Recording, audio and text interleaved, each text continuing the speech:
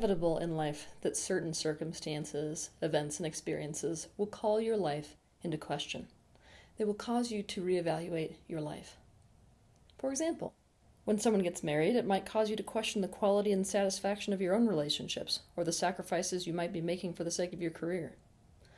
When you go through a breakup, it may call into question your identity. It may force you to reevaluate your own behaviors and thoughts and desires. When you start feeling stuck in your endeavors, you may start to wonder what or who you are doing it all for. When you come across some information or an experience that causes you to question a belief that you have always held, it may make you question so many of the decisions you've made up to this point. It may cause you to doubt the people whom you have depended on to tell you what is true. When someone dies, it may make you existentially question life itself. It may make you question what is important in your life and who is important. It may make you completely reevaluate what you are doing with your time. We don't like to reevaluate. We don't like to question ourselves or other people or our life in general. It makes us feel really, really vulnerable. The majority of people on the planet are under immense pressure to have it all figured out all the time. Now, obviously, questioning ourselves runs right up against this subconscious or conscious expectation that we have of ourselves and even of other people.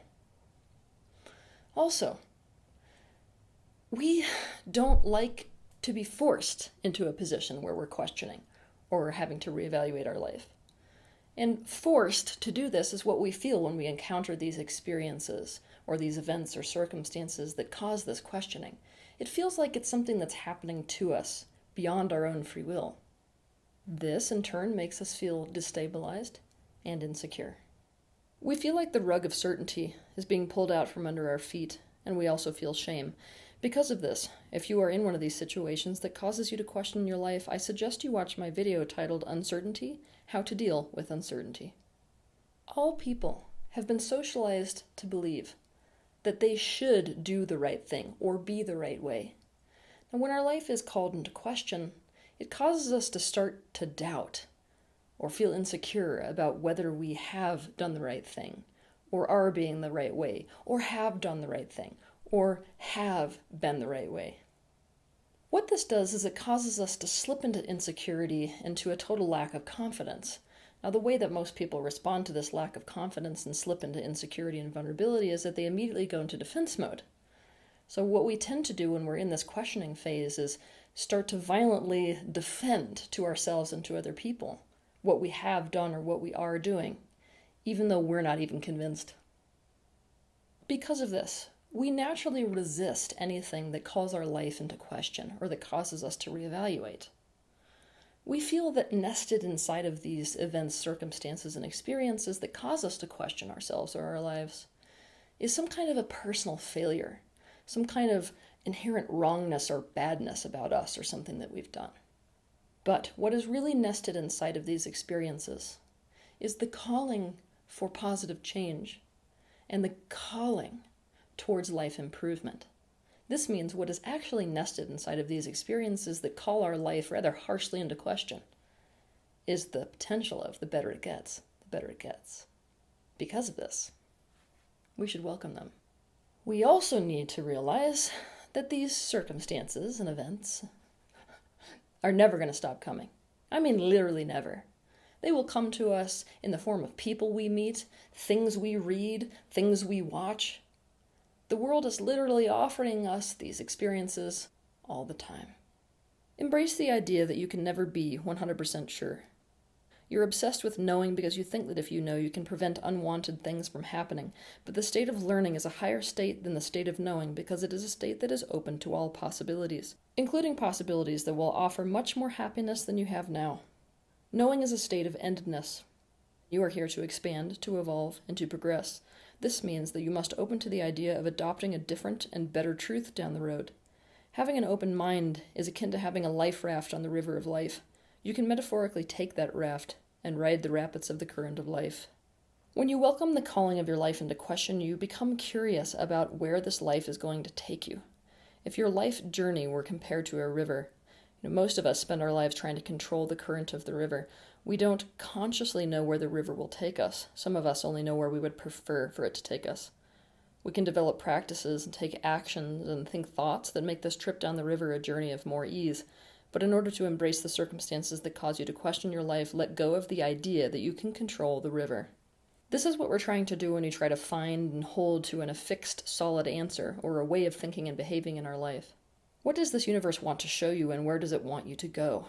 With that kind of curiosity comes a willingness to change course completely. What doing this causes is a rooting into improvement in and of itself, instead of a rooting into that which can be destabilized or lost or changed. It's at this point that I have to present that idea in another way, because this is going to change your life if you're into self-improvement. If you want to suffer through the process of self-improvement, through the process of growth, through the process of life in general, affix yourself to something that can be changed. What do you do instead? Affix yourself to improvement in and of itself. Then you're not going to suffer so much. Because this calling for positive change and improvement is nested inside of these experiences that cause us to question our lives completely, it's very important to welcome them. Now, when I say the word welcome, so much of society, no matter where you are in the world, has this connotation with welcome that you should want these things or feel super happy about them. This is not what I'm asking of you. Why? Because you can't force yourself to feel great about a divorce, or great about the death of a loved one, or awesome that somebody just made all your previous choices seem like they were done from a really limiting belief. Welcome means you don't resist it anymore. You're not fighting to keep those experiences out. What you can do is to, metaphorically speaking, open the door for them and invite them in for tea when they arrive. Greet and receive them. Instead of resisting the fact that you're experiencing something that's causing you to question your life, actively and willingly get on board and question your life. Actively seek new and different and more information. Look through the lens of different perspectives. Questioning, when the intention behind it is to truly be open to different answers, is always an open door to better information, to better answers, to a better life. The people who are the most aware and the people who are, in fact, the most joyous are those people who are the most willing to question their life and make changes to it. And I mean over and over again. Now, if you're able to form this association that these circumstances that call everything into question really are the container for the opportunity for improvement, then this positive association that you're going to form with them will open you to the idea that contained within these experiences is possibility for things to get even better. Now, with that association, these circumstances that would make you feel pain, it's not like you're going to not feel pain at all, but it will be much less pain than you would have experienced otherwise if you didn't see that inherent link between these circumstances, events, and experiences that call your life into question and the opportunity for improvement. We tend to make an enemy because we're expected to know it all the time.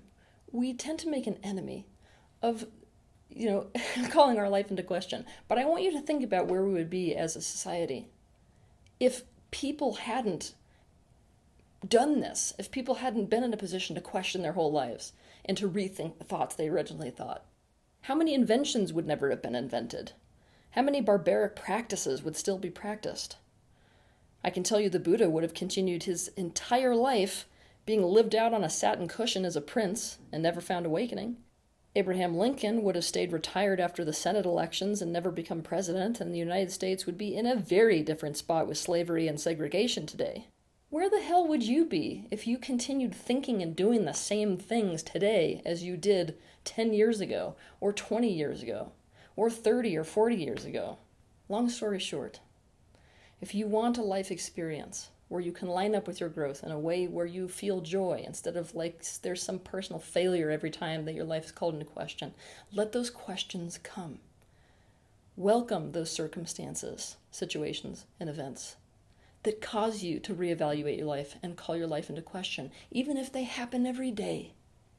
See them for the improvement opportunity inherent within them.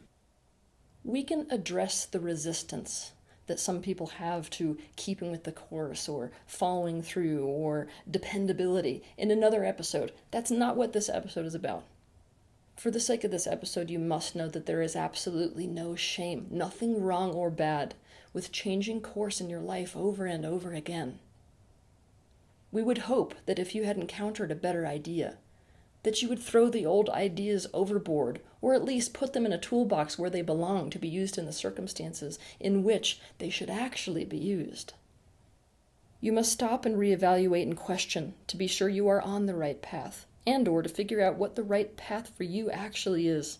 So be brave enough to open that door and welcome in those circumstances, events, and experiences that call your life into question. Be brave enough when change comes knocking at the door to open that door. Have a good week. If you liked this video, be sure to share it, like it, and also subscribe to my channel so you can see more content like this.